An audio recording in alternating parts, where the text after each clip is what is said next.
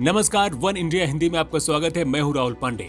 उत्तर प्रदेश विधानसभा चुनाव 2022 में बहुजन समाज पार्टी इस बार जनता के बीच घोषणा पत्र नहीं बल्कि पार्टी द्वारा किए गए कार्यों को जनता के सामने रखेगी।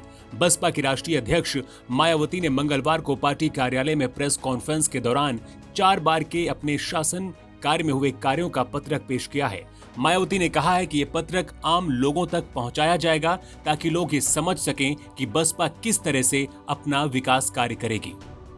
दूसरी पार्टियों की तरह कहने में बहुत कम बल्कि कार्य करके दिखाने में ही ज़्यादा विश्वास रखती है। इसलिए हमारी पार्टी किसी भी चुनाव में दूसरी पार्टियों की तरह अपना कोई भी चुनावी घोषणा पत्र आदि जारी नहीं करती है और इसके बिना ही यूपी में 4 बार बीएसपी के नेतृत्व में बनी सरकार ने प्रदेश के विकास व आम जनहित में असंख्य ऐतिहासिक व महत्वपूर्ण कार्य किए हैं, जिन्हें इस चुनाव में प्रदेश की जनता को याद दिलाने के लिए एक फोल्डर भी तैयार किया गया है जो पार्टी द्वारा जन जन तक पहुंचाया जाएगा।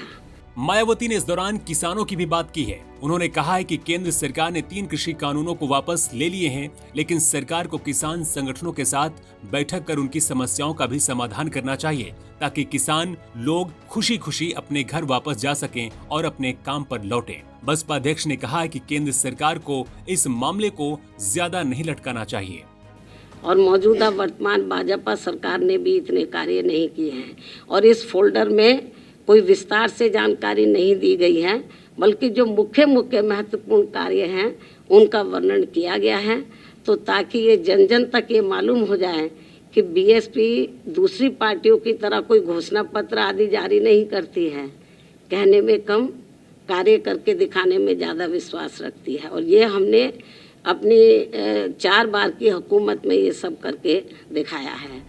मायावती ने कहा कि बसपा शासन काल की तरह किसी भी सरकार ने कार्य नहीं किए, उन्हीं कार्यों को लेकर जनता के बीच हम जाएंगे।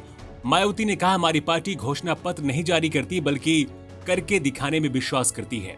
मायावती ने कहा कि बसपा ने देश की आजादी के बाद सबसे ज्यादा विकास करवाया है। उन्होंने कहा कि उत्तर प्रदेश के विधानसभा चुनाव में इस बार साल 2007 की तरह ही फिर नतीजे आएंगे। मायावती ने कहा कि सूबे की 86 सुरक्षित विधानसभा सीटों के अध्यक्षों को बुलाया गया है। इन नेताओं के साथ मंथन किया जाएगा कि साल 2007 की तरह सभी सीटों को कैसे जीता जाए। बसपा अध्यक्ष ने कहा है कि सभी 75 जिलों के पदाधिकारियों से भी बात कर रही हूं और लगातार रिव्यू जारी है। इस खबर में इतना ही। ज्यादा अपडेट्स के लिए आप बने रहिए वन इंडिया हिंदी के साथ।